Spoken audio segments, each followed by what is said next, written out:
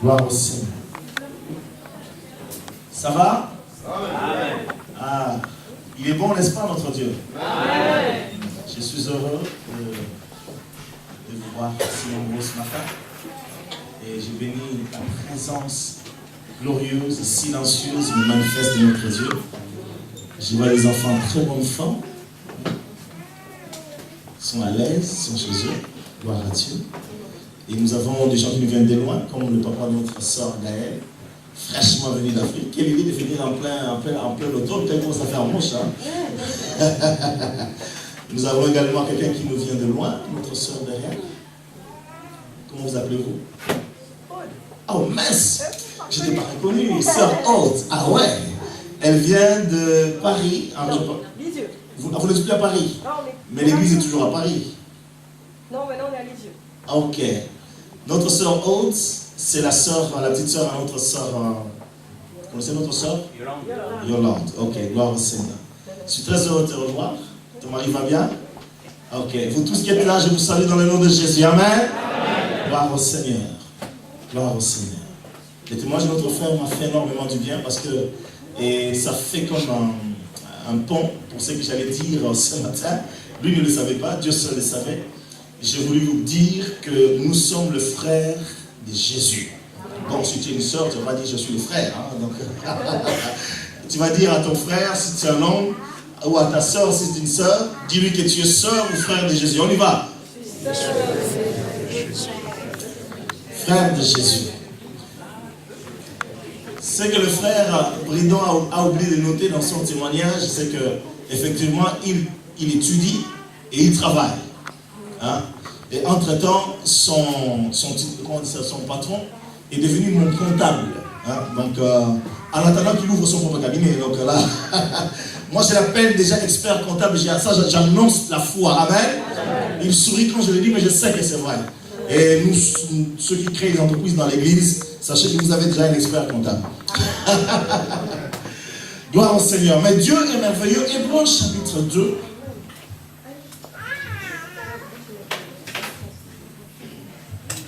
Nous sommes frères de Jésus-Christ. Hébreux chapitre 2. Nous lisons du 16e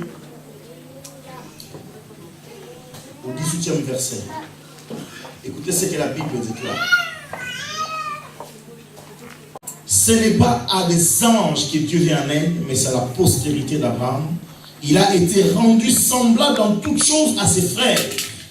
Bien-aimé, au chapitre 2, toujours le verset 11, si notre bien-aimé peut encore lire. Bien-aimé, quand le Seigneur te regarde, toi qui as reçu Jésus, la Bible dit qu'il n'a pas honte de t'appeler son frère. Vous savez, en grandissant, il nous arrive à un moment de notre vie, nous qui sommes parents, moi je le sais quand je raccompagne mon enfant à l'école, je sais qu'il me dit, papa, ici c'est bon, tu peux me déposer. Hein? Je ne sais pas s'il est gêné ou pas que je les raccompagne. Là, quand ils sont petits, ils sont tout mignons, hein? Tu les portes, n'est-ce pas, frère Thierry? Mais attends-toi, dans quelques années, ici 5-6 ans, il n'y a pas c'est bon. Hein? Donc même, pour lui faire un petit câlin, surtout pas en public. Hein? Alléluia. Et parce que quelque part, ils sont gênés. Oh, c'est mon père, toi c'est mon vieux, comme on dit chez nous. Oh, c'est mon vieux. On n'est plus les papas, on devient les vieux. Et Jésus, quand il te regarde ce matin, je vais te dire, il est fier devant les anges en disant, je te présente Sébastien, mon petit frère. Amen. La Bible dit, il n'a pas honte de nous appeler frères. Je suis toujours en train d'aller dans cette idée que nous sommes, quelle est notre identité afin que nous puissions vivre ce que Dieu a prévu pour nous. Si Jésus intervient dans notre vie, c'est parce que tu es son frère. Et il y a des choses que tu n'as pas besoin de lui demander, il intervient de lui-même. Alléluia. Ce que le Seigneur attend, c'est que nous puissions valablement le représenter. Il faut que nous, en notre tour, nous soyons fiers de lui. Est-ce que tu es fier de Jésus?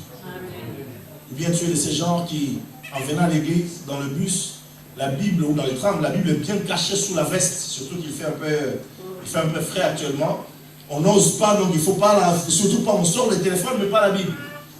Et quand on descend à l'église, on ressort sa Bible, mais dans le bus, on le cache bien. Parce que ça fait un peu vieux jeu. Non, bien-aimés, nous devons être fiers de Jésus-Christ. Et actuellement, je bénis Dieu parce qu'il y a un mouvement qui s'est fait, qui s'écrit en France.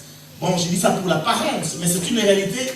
Je vois de plus en plus de chrétiens manifester, excusez-moi du terme, ostentatoirement leur appartenance à Christ, même si ils sont catholiques, mais je suis quand même content. Alléluia. Oh, je parle à quelqu'un. Je vois des gens avec une croix. Récemment, j'ai vu ma fille avec une croix. Je dis, où est-ce que tu l'as eu?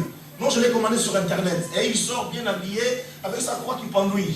Je dis, bon, même si elle n'est pas là tout le temps, bon, moi, ça signifie qu'elle est quelqu'un. Alléluia. Donc, c'est très important de manifester qui nous sommes. Parce que Jésus nous accompagne. Quand tu es dans un environnement que toi, tu ne sais pas ce qui t'entoure, Jésus te présente. Bien aimé, tu sais que Jésus te présente?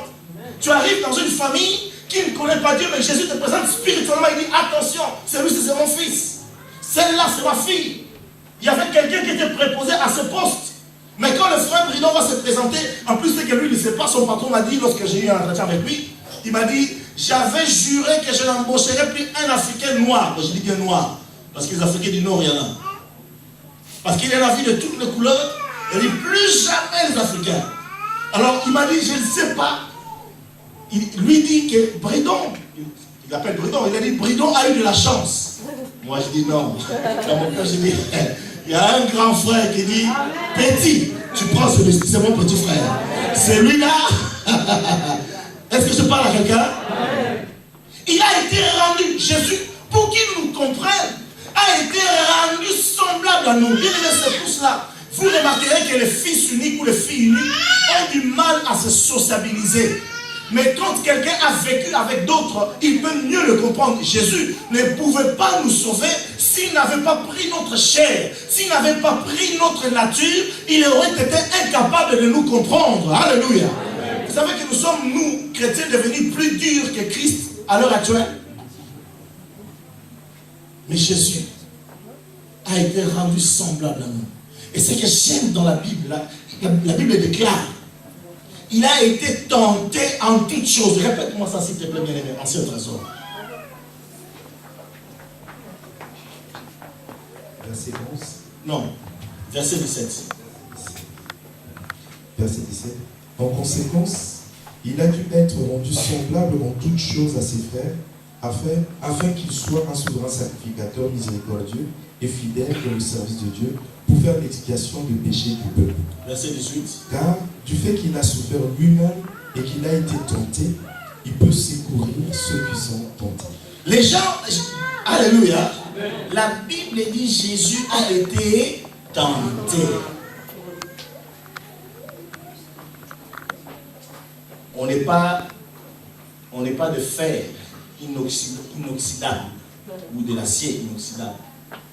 J'avais quelqu'un avec qui je travaillais, nous travaillions ensemble dans l'œuvre de Dieu. Lui disait, je le mets en français pour ne pas utiliser en dialecte, il disait, je suis... En français c'est difficile. Je ne peux pas, je ne peux pas rouiller. Je suis inrouillable, c'est parce que le mot existe. Inrouillable, à l'heure où je vous parle, il s'est bien rouillé. Parce qu'il a oublié qu'il n'était qu'un homme comme les autres. Ce que je veux dire, c'est que Jésus a vraiment pris notre nature. La Bible dit qu'il a été tenté en toutes choses. Si je pose la question à un frère au hasard, frère, est-ce que de temps en temps les filles te tentent? Spirituellement dans l'église, non, frère, moi, je suis fort. Tu es fort, mais quand tu prends la voiture, tu risques, en roulant, à cause de regarder les sœurs qui passent, genre les filles, tu loupes l'entrée, et puis tu te retrouves dans une autre voie parce que, et arrivé à la maison, tu vas dire, oh Seigneur, pardon, mais dis.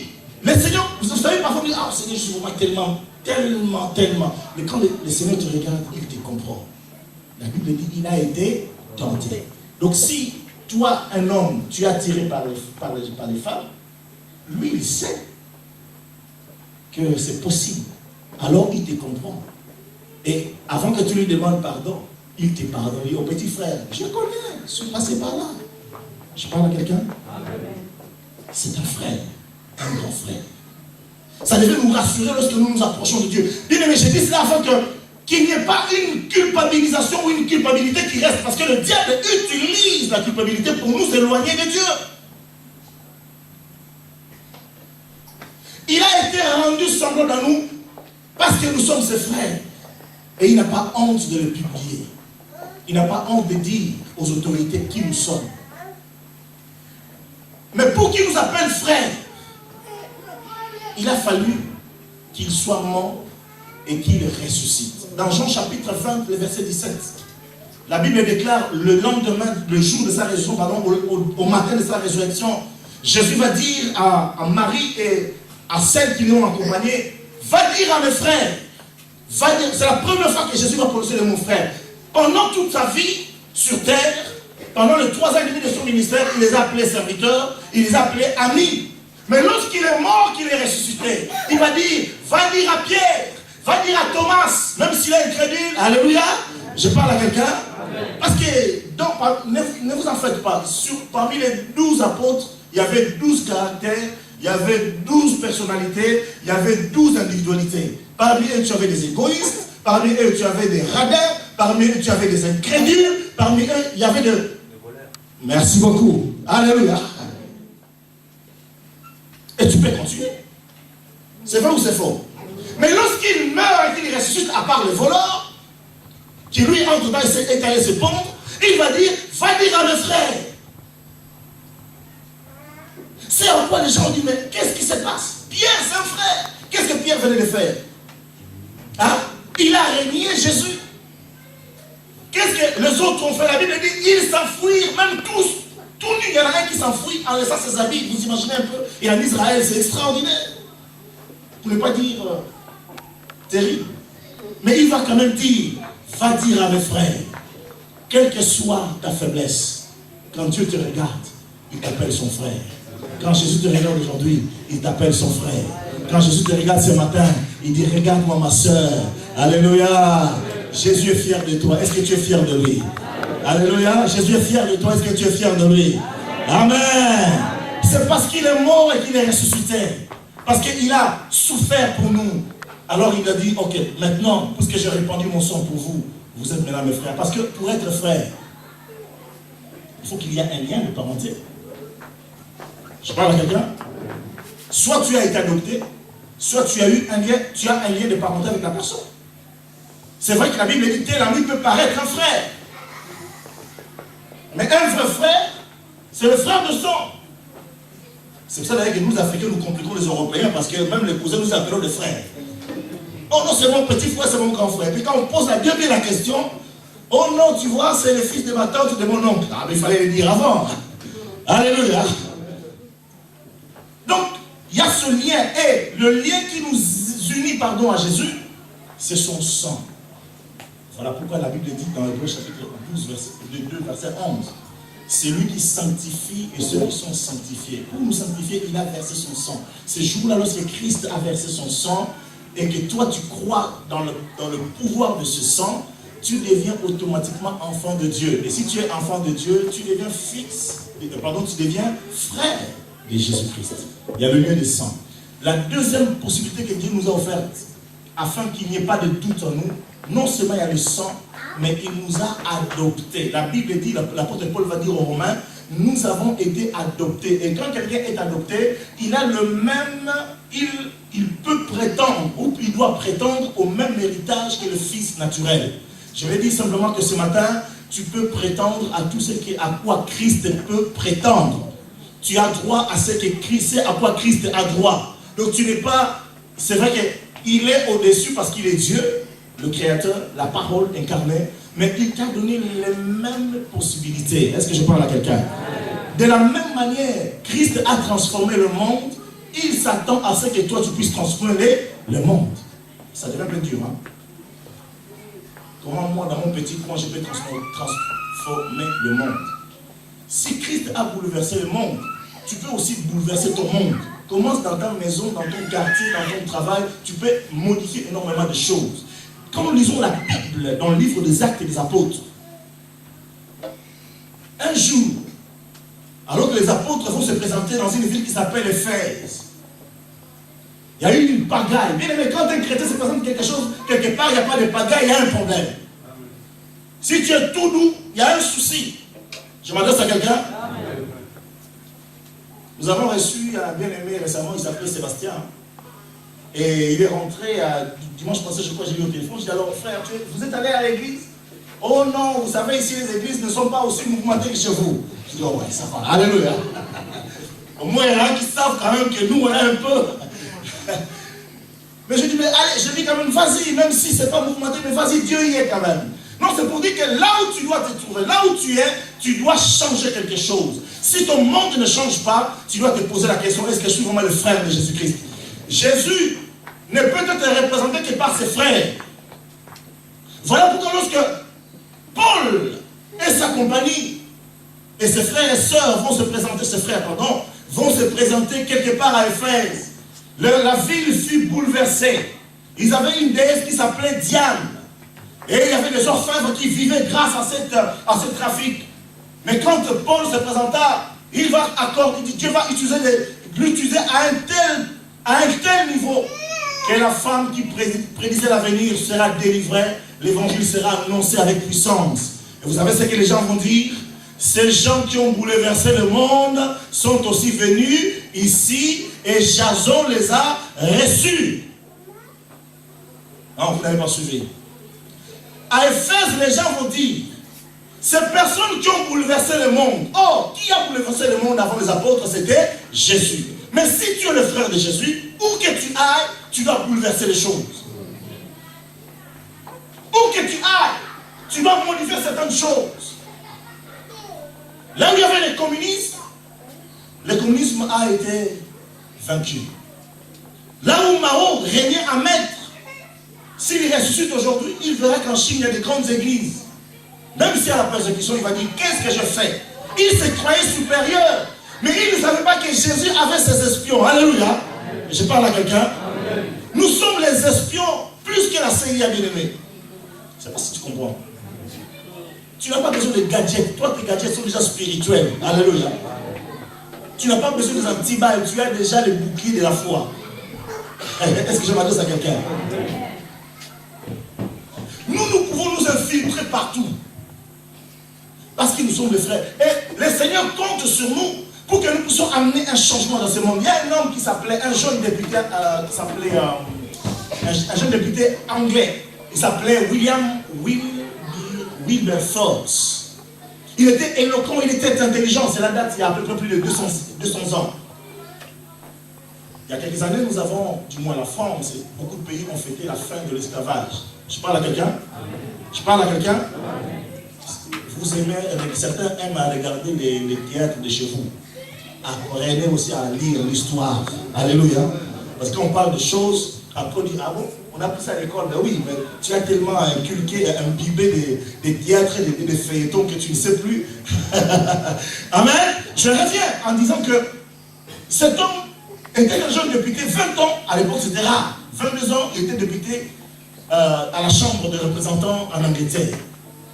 Il parlait bien et les gens l'aimaient. Lui-même va dire, pendant les premières années de son mandat, rien ne se faisait, rien ne se passait. Et puis un jour, il va faire la connaissance d'un certain John Newton, pas Isaac Newton, John Newton.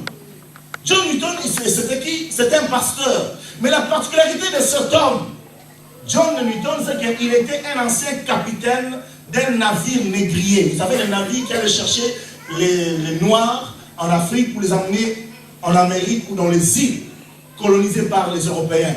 Donc il a fait ce trafic pendant des années jusqu'au jour où John Newton va rencontrer Jésus. Et quand il va rencontrer Jésus, sa vie a basculé.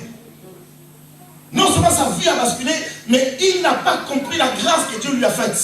John Newton va écrire un chant très connu qui est chanté par tout le monde, chrétien ou non chrétien, qui s'appelle Amazing Grace.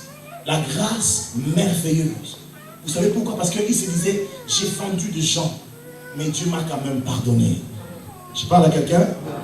C'est pour ça que si un jour au ciel vous rencontrez un dictateur de Libye ou de Liban, c'est pas moi d'où, ne sois pas fâché, alléluia. Je me rappelle encore de ces Congolais, les Aïrois à l'époque qui disaient, parce que si au ciel j'ai vraiment Mobutu, je serai fâché contre Dieu. Ça c'est ton problème, alléluia. Je m'adresse à quelqu'un? Un négrier, un capitaine d'un négrier va se convertir parce que Jésus va rencontrer sa vie.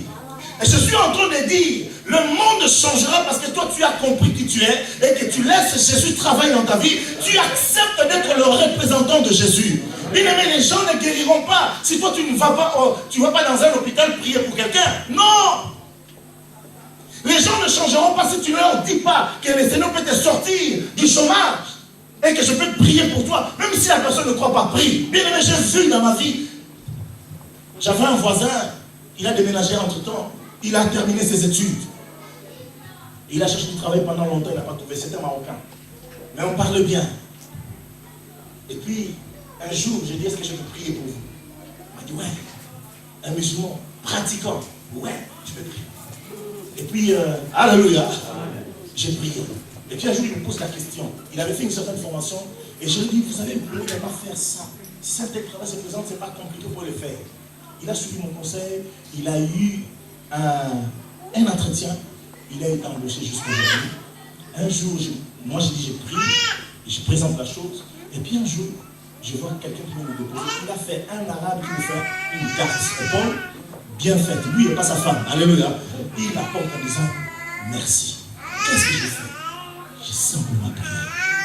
Alléluia. Tu peux valablement répondre. C'est ce que Christ attend. Cet homme. C'est important dans l'église de rallumer la foi et d'éteindre le portable. Hein? Amen. Surtout pas oublier. Ok. Cet homme, John Newton, sera changé par sa rencontre avec Jésus. Et ce jeune député qui s'appelle William Wilberforce. Quand il va rencontrer John Newton, ces vieux pasteurs vont lui parler de Jésus. Et le jeune député il va dire, depuis ce jour-là, sa vie a été chamboulée. Il a parlé à un ancien esclavagiste, quelqu'un qui a fait sa fortune avec la vente, l'achat et la vente des hommes, mais converti à Jésus. Son témoignage a frappé le jeune député. Il va dire lui-même dans son témoignage, depuis ce jour-là, il n'était plus le même. Il est le premier à voir, il s'est battu, il a fait de la fin de l'esclavage le combat de sa vie. Je parle à quelqu'un? Vous me suivez? Il va se mettre à lutter contre l'esclavage. 1700 et quelques, avant la Révolution française. Il va lutter, il va parler parce que lui-même avait rencontré Jésus et il savait que Jésus nous a créés tous libres. Et il est allé avec le Verbe. 2 ans avant la Révolution française, lui avait obtenu déjà, parce que la Révolution française en quelle année encore? 1700 combien? 89. En 1787, la chambre de députés, anglais avait signé la fin de l'esclavage. Est-ce que je parle à quelqu'un? Il n'a pas utilisé une arme. Il n'a pas coupé la tête des rois. Il a simplement parlé de Jésus et de la valeur de Jésus-Christ. Je suis en train de dire, puisque tu es le frère de Jésus, tu peux transformer le monde qui t'entoure. La Bible dit, Jésus a été rendu semblable à nous. Par son sang, il a fait de toi son frère. Et il ne peut pas te régner. Par sa mort, tu es rentré dans un même sillage que lui. Jésus-Christ, la Bible dit dans Colossiens chapitre 1, verset 15 à 18. Si on peut lire, ancien trésor. Jusqu'aujourd'hui, cet homme est quelqu'un qui agit, qui parle encore, alors qu'il est mort il y a longtemps, depuis 1825, je crois, au 27. Mais ce qu'il a fait parce qu'il avait compris qui est Jésus.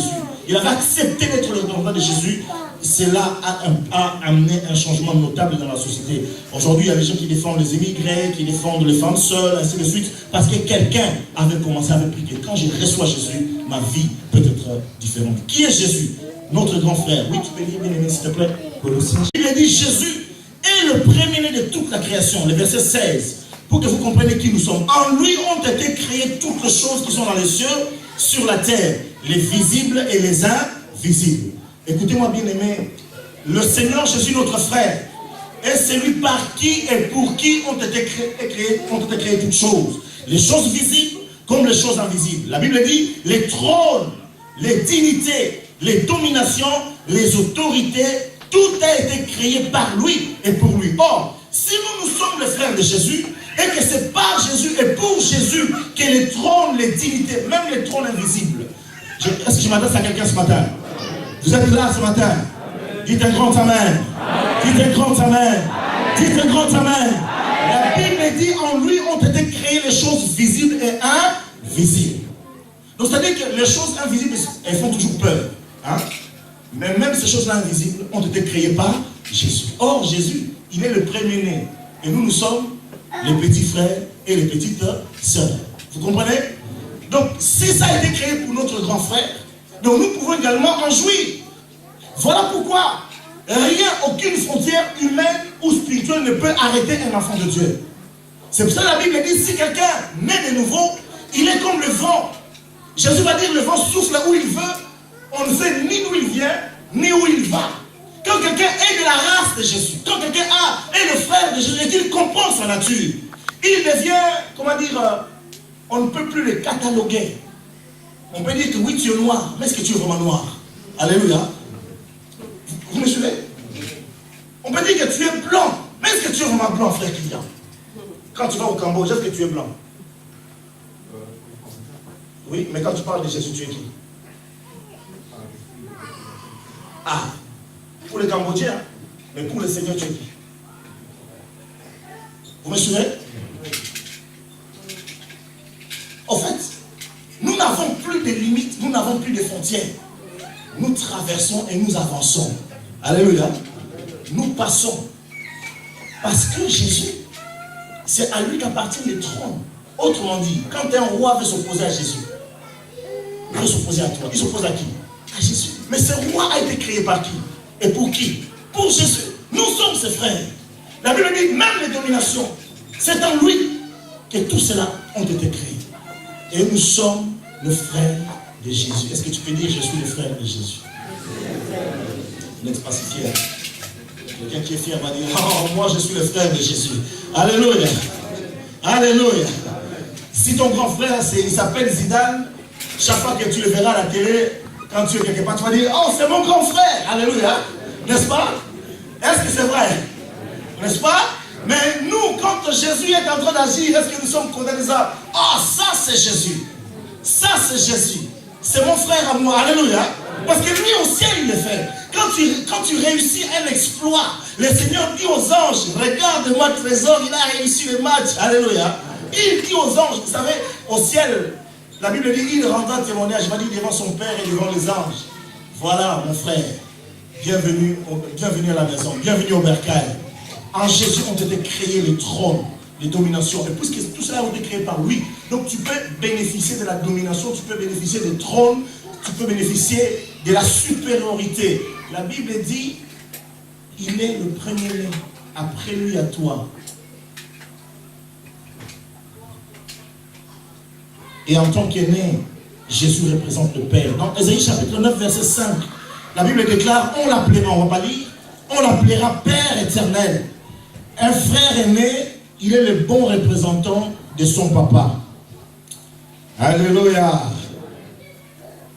Et il a les oreilles pour entendre ce que ses petits frères peuvent dire. Vous savez, je ne savais pas me raser quand la barbe a commencé à sortir. Le papa était déjà mort depuis longtemps. Il y a un pasteur que j'apprécie, qui est aujourd'hui en Allemagne. Un jour, il m'a vu, je ne savais pas comment tenir les rasoirs. Parce que dans chaque chose, on a besoin de l'initiation. Il y a quelqu'un d'initiation. Et Jésus est celui qui nous initie à faire les meilleures choses pour Dieu. Amen.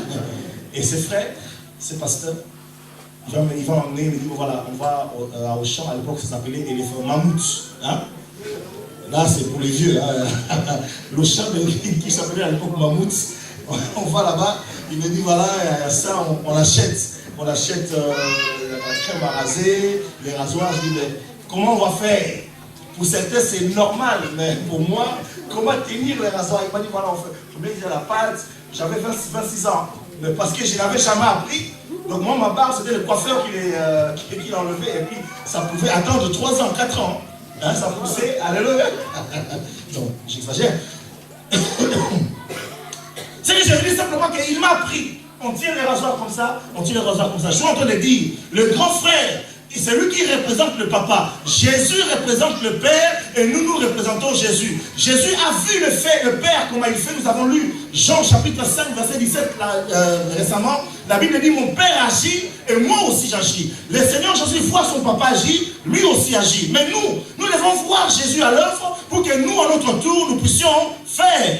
Et Jésus va dire une chose qui est très frappante. Tout ce que le Père fait, le Fils le fait aussi. Donc, Jésus a été initié par le Père et Jésus nous initie, nous, à notre tour, pour que nous parlions comme lui, pour que nous agissions comme lui. Alléluia! Alléluia! Il est le frère aîné. Et le frère aîné n'est pas venu secourir. Est-ce que tu peux lire le verset 16, s'il te plaît, Hébreux chapitre 2.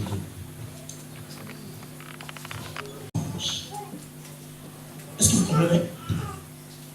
Pour ceux qui viennent, je dis merci, bien-aimé. Ce n'est pas à des anges qu'il vient au secours. Ceux qui étaient là jeudi, je disais une chose, que le Seigneur n'a pas secouru les anges. Ça va?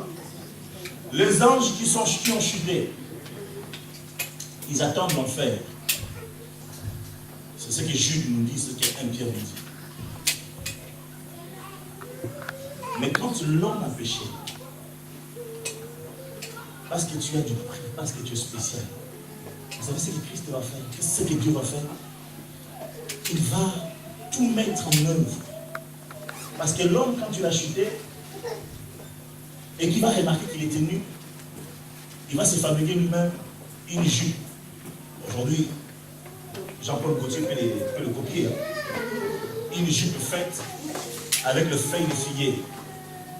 En Europe, ça passe encore en hiver, mais quand l'été vient, ça fait quoi? Ça va sécher. Mais remarquez comment est-ce que Dieu va venir en aide à l'homme, alors qu'il venait de pécher. C'est pour ça que je disais que même quand quelqu'un fait, il est aimé de Dieu et c'est le frère de Jésus-Christ. Je parle de chrétiens tout côté. La Bible dit, Dieu va tout mettre en œuvre. Il va tuer un animal, il va prendre sa peau, il va bien préparer cette peau et fabriquer le premier vêtement pour l'homme. Je suis en train de dire, puisque Dieu est son frère, les anges, Dieu n'a rien à faire, Dieu n'a rien à faire, mais quand son enfant meurt, quand son enfant se perd, le ciel se mobilise. Le ciel se mobilise pour cette personne-là. Et Jésus met tout en œuvre pour que la personne soit repêchée. Voilà pourquoi il va donner la parabole de la brebis perdue. Vous êtes avec moi?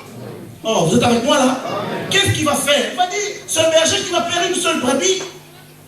Il va laisser les 99 qui n'ont pas besoin d'être sauvés pour aller chercher une seule brebis. Et un jour, je prie, je dis, Seigneur, merci, parce que même si tout le monde, tout le monde était saint, toute la France était sainte, il n'y a que moi, un pauvre pécheur. Tu serais quand même venu me chercher là où j'étais dans mon bled. Un bled qu'on ne peut pas prononcer les noms. Alléluia. Est-ce que je parle à quelqu'un? Oui, je suis né dans un... Ce n'est pas la capitale, le vrai bled, mais chez le bled. Où il n'y a pas de courant, où tu dors avec la lampe à tempête. Tu sors le matin, ça sent le pétrole. Mais Jésus est venu me chercher dans ce coin-là. Il m'a fait connaître son amour. Il m'a élevé. Et il continuera à m'élever. C'est Jésus-là. Même si j'étais le seul, il serait venu. Je vais te dire que tu as du prix à ses yeux. Même si tu étais le seul, il serait venu. Alléluia. Alléluia. Parce que tu es son frère. Parce que tu es son frère. Est-ce qu'on peut acclamer notre Dieu pour ce qu'il est? Jésus pour ce qu'il est. Jésus pour ce qu'il est.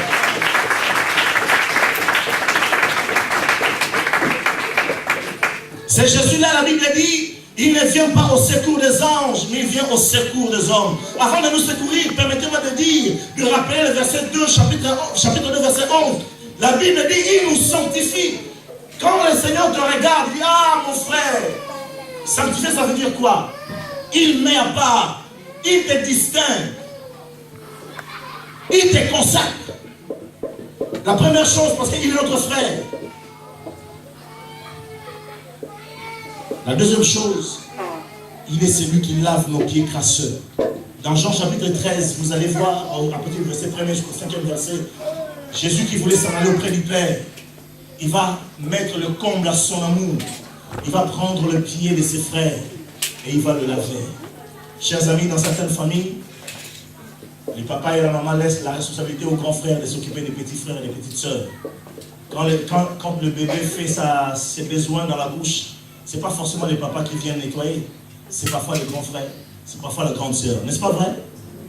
Jésus est celui qui lave nos pieds crasseux. Il est le seul qui supporte. Ton ami bien-aimé peut te supporter jusqu'à un certain point. Mais ton frère, il reste ton frère. Même si dans un mouvement de colère, il dit, tu n'es plus mon frère, il reste également ton frère. Alléluia.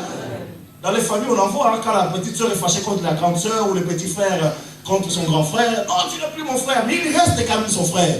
Bien-aimé, nous sommes le frère de Jésus. Rien ne peut nous séparer. Voilà pourquoi l'apôtre Paul va dire, qui peut nous séparer de l'amour de Dieu?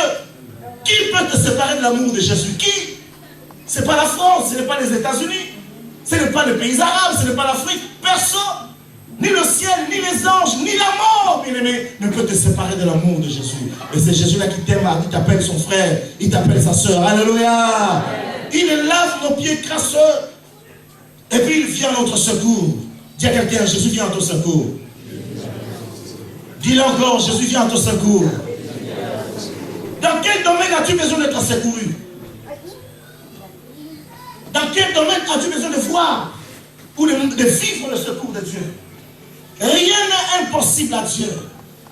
Et je me réjouis de Seigneur parce que dimanche dernier, notre frère Prince et sa fiancée ont dit, et je sais parce que le dimanche d'avant d'ailleurs, j'avais prié avec eux.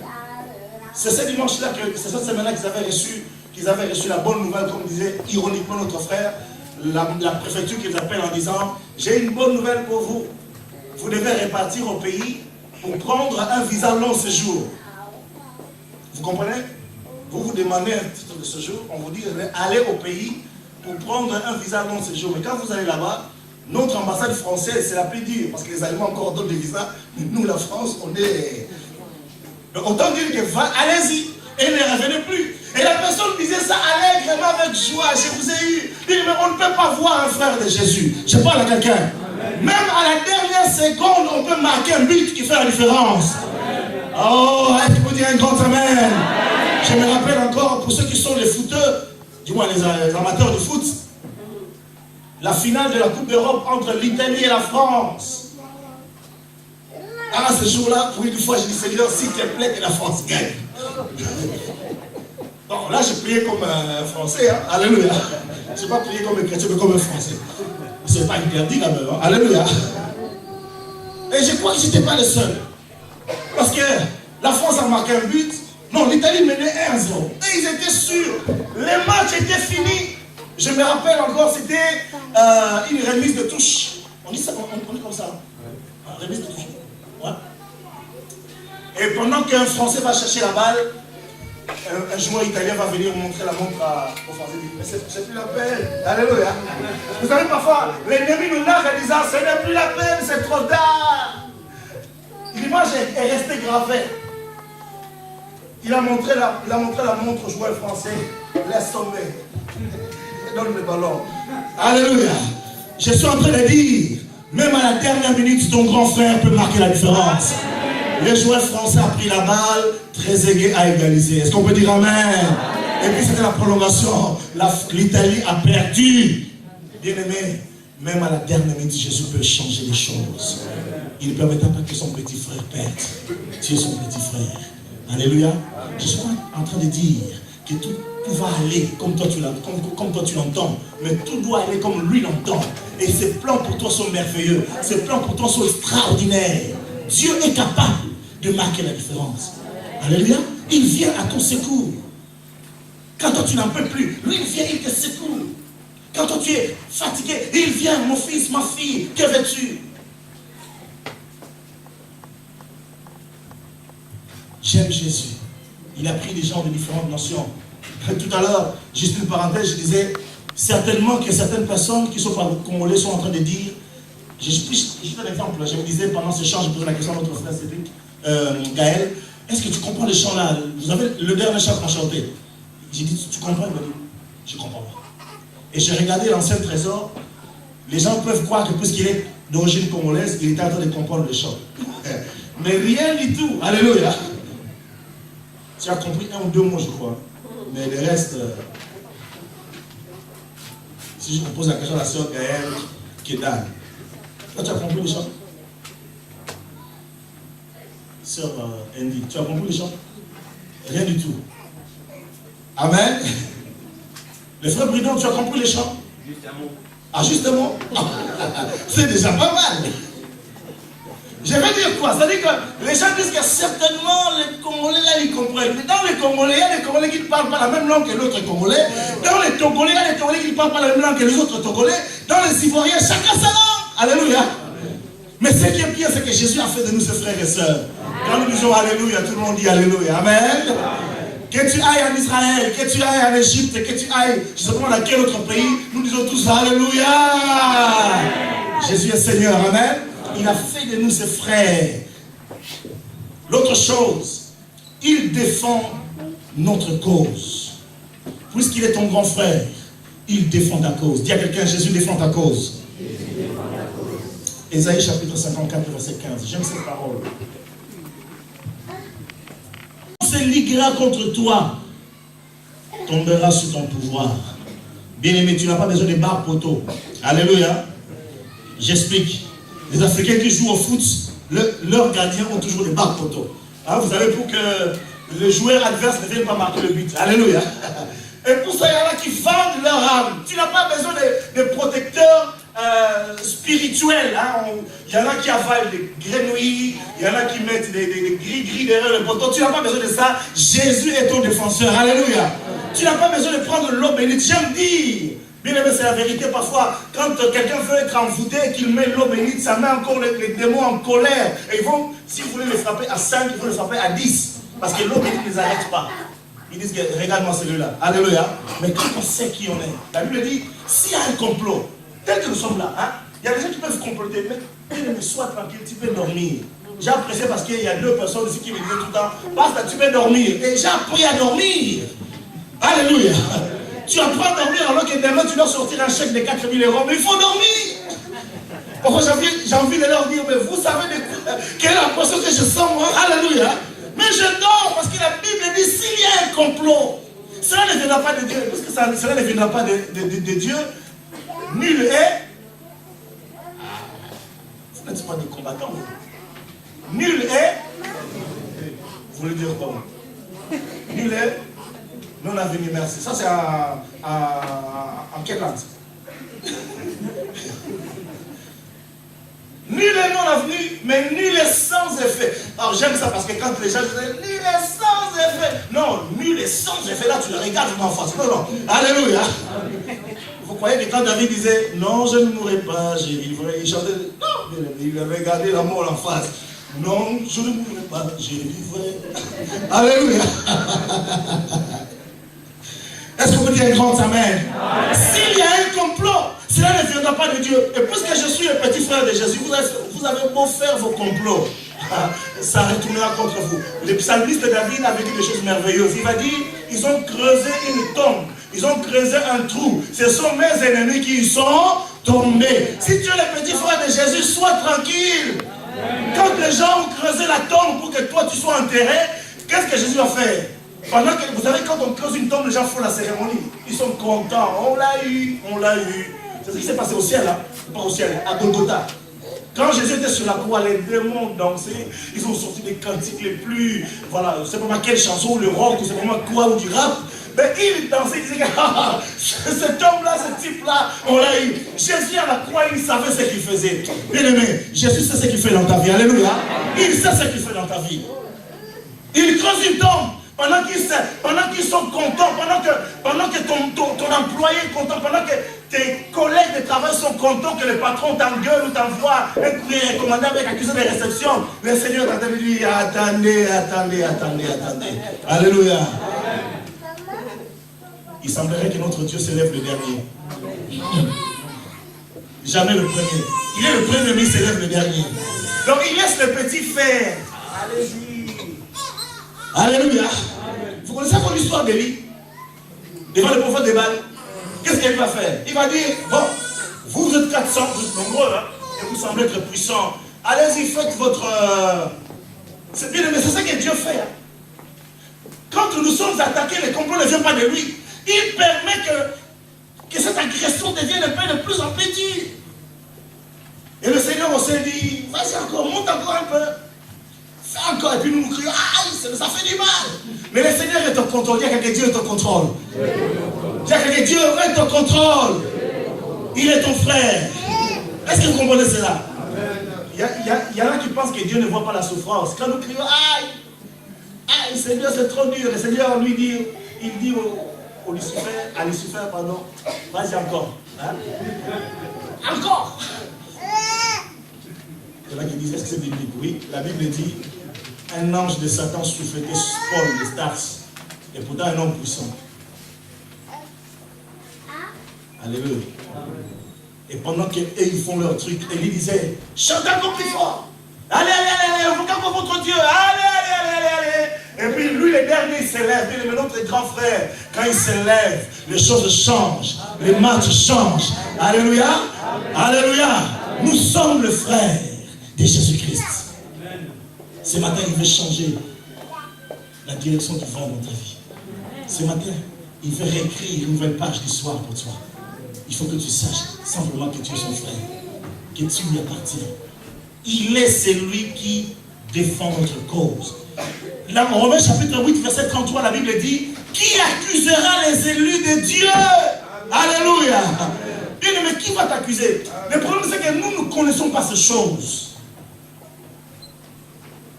Nous ne connaissons pas ces choses et nous avons du mal à pratiquer la foi. J'aime cette parole parce que qui accusera les élus de Dieu?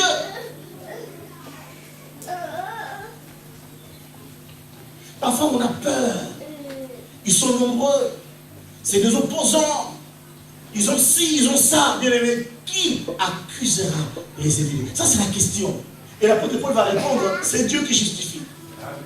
C'est ton frère qui justifie. Bien aimé, tu t'imagines, tu es dans un tribunal pour être jugé. Hein? On va t'accuser au tribunal, mais le juge, c'est ton frère.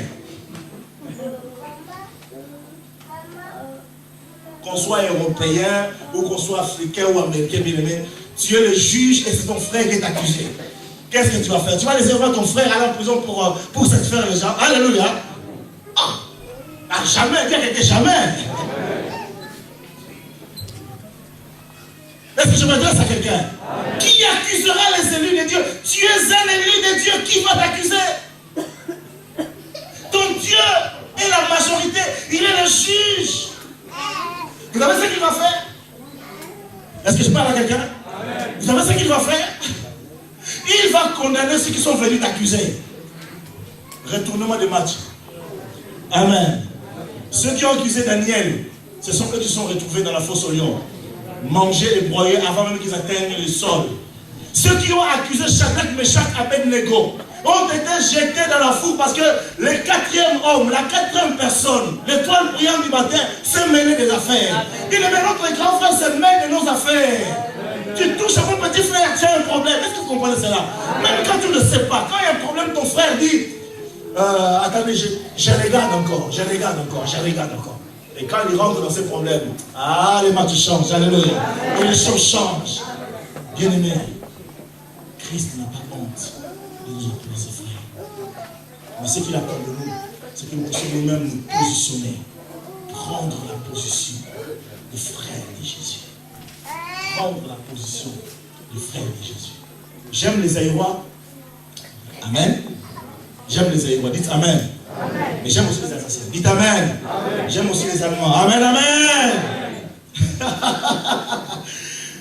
Pourquoi j'aime les Aïrois? Parce que parmi les bonnes choses qu'ils ont, ils savent s'habiller.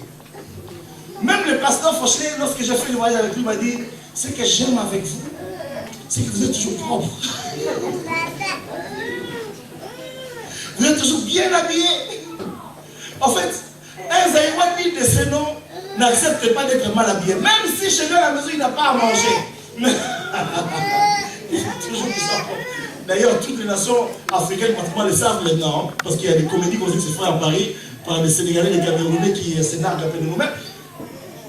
Un juif, un jour, pendant que j'ai cherché à acheter un habit il y a quelques années de cela à Paris, la rue, il y a plusieurs magasins de trucs là.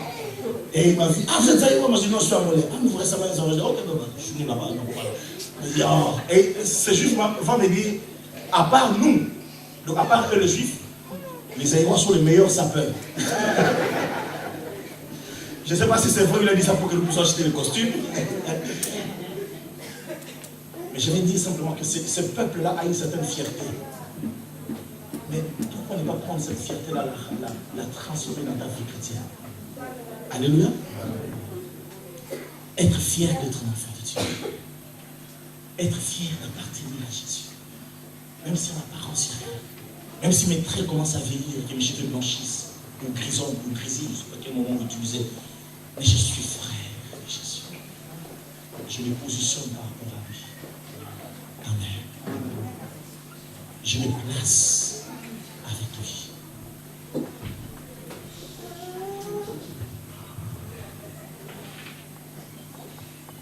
va terminer par ce texte. On va le relire. J'aimerais que ça reste ancré en nous et puis on va prier. On va faire des déclarations. Le temps est avancé, il faut qu'on termine. Mais je sens que Dieu veut faire quelque chose de très particulier. On va juste confesser la parole de Dieu, mais tu vas faire des choses. Tu peux lire, s'il te plaît, Hébreux, chapitre. Le texte qu'on a lu au départ, s'il te plaît. Hébreux chapitre 2, verset 16. Car à ce moment, ce n'est pas à des anges qui viennent en aide, mais c'est à la prospérité d'Abraham. En conséquence, il a dû être rendu semblable en toutes choses à ses frères, afin qu'il soit un souverain sacrificateur miséricordieux et fidèle dans le service de Dieu pour faire expiation des péchés du peuple. Car, du fait qu'il a souffert lui-même et qu'il a été tenté, il peut secourir ceux qui sont tentés. Amen. Nous sommes ses frères. Est-ce qu'on peut se mettre debout?